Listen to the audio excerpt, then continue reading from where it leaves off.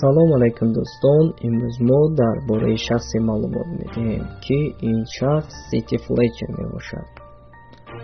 شما نیز راه افتاده نیستید، من با شمایم. سیتی فلیچر 8 یونیو سال 1959 در شهر ارکانزاس ایالات متحده آمریکا به دنیا آمده است. قدش 1 متر و 80 سانتی متر و وزنش 102 کیلوگرم است.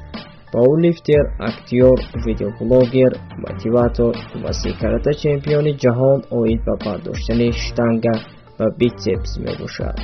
تقریبا سال 1980 روی به عالم ورزش یعنی بادی بیلدینگ بدنسازی آورده است.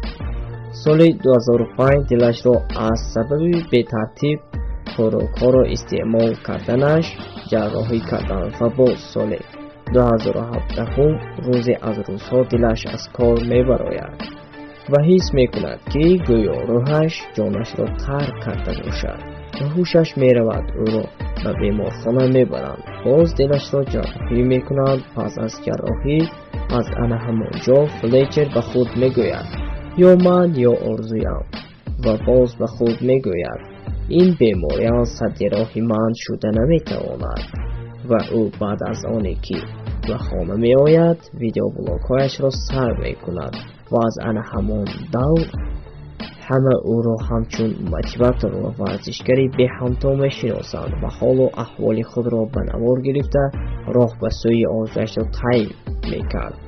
محض همین عملش سبب می گردد که جهانیان کی بودنی سیتی فلیچر را شناسند. در تالار او مهمان ها از تمام گوشه جهان می آیند، مثلا کایا گرین و دیگران. اینستاگرامی فلیچر امروز بیش از 2 میلیون پادپیسچی دارد و او این همه را در سن 54 سالگیش به دست آورد. شخصانی که در چنین سن و سال هستند کایها از راه آرزویشان دست کشیدند و نمیخواهند یگان کار را به انجام رسانند. این را بدانید که دست و پایتان کار میکند، گوشهایتان میشنود، چشمهایتان میبیند، پس به همه چیز حالا دیر نشده است.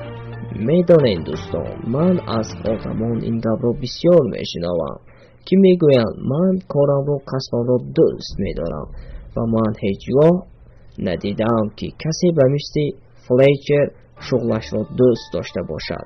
او راضی بود که با همان کسلی سخت دلش در تالار تمرینگاه هنگام مشق جان دهد. فلیچر میگوید اگر این حادثه به وقوع میپیوست در دلم ارمانی هم نمیماند. فلیچر بارها به عالمیان نشان میدهد که اگر انسان از تحت دل از پی شغل شود کسی آن را باز داشته نمیتواند. در رفت تماشای این نوار به خود سوال دادید که این شخص حالا 63 سال داشته در سن 54 سالگیش نامدار شده است و حالا من باشم 20 25 یا 30 35 سال دارم و من از فلیچر چه کمبودی دارم؟ هیچ کمبودی ندارم. او نیز مثل من و شما آدمی عادی هست و پس چرا من و شما در جای خود قرار با دستان خالی نگران کسی شده نشسته ایم؟ پس بیایید از جای خود برخیزیم و کاری را به انجام رسانیم که همگان حیران ما گردند. این را بدانید که تاریخ را نه تنها خوانده می شود بلکه نوشته هم می شود.